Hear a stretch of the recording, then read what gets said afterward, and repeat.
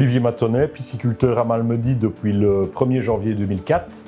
Il s'agit ici d'une société familiale, c'est la 3e génération. En quoi consiste mon métier? Un petit peu de tout. Ça va de la surveillance des bassins qui représente quand même une bonne partie du travail avec le nourrissage du poisson, le triage, les pêches, à tout ce qui est transformation et préparation des produits de la pêche. Comme on a un atelier qui est agréé pour ces deux activités auprès des services de l'AFSCA, donc on peut vous proposer de la truite prête à cuire qui est vidée en filet, ou alors également des truites fumées et des mousses. Et là, ça représente une bonne partie de la journée de production, on va dire, où là on fait des produits transformés en vue d'être livrés à l'ORECA, aux collectivités, aux grossistes en poissons, aux poissonniers, quelques enseignes de distribution, les boutiques du terroir qui marchent très bien depuis plusieurs années. Et alors il y a aussi tout ce qui est après journée, c'est le travail administratif comme on dit, où là ça occupe une belle part. C'est une des raisons pour laquelle j'ai été au Collège des producteurs. J'ai eu la chance d'être élu comme représentant par mes confrères pisciculteurs pour la filière. Et donc un des points qui était sur la table au moment de la mise en place du Collège des producteurs, c'était la simplification administrative, qui est une grosse problématique pour de nombreux secteurs agricoles. On a pour notre secteur des spécificités propres, qui étaient par exemple l'oubli de notre secteur dans différents dossiers de primes ou d'aides à l'investissement, notamment à la région wallonne. Maintenant, ce dossier-là est réglé, bien réglé. On a tout ce qui est avenir des secteurs.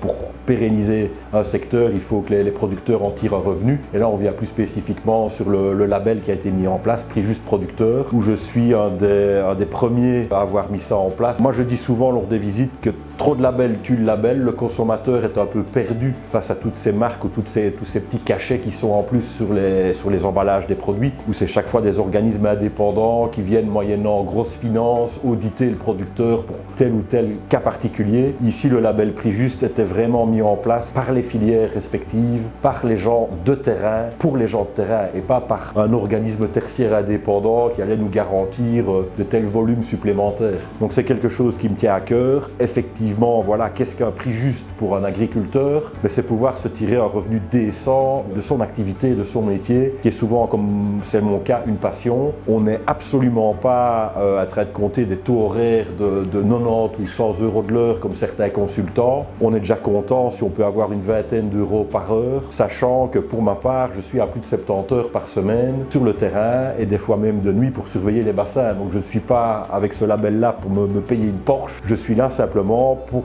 moins me tracasser fin du mois s'il faut remettre du mazout dans la chaudière ou pour remplir le frigo. C'est vraiment quelque chose qui est important au jour d'aujourd'hui.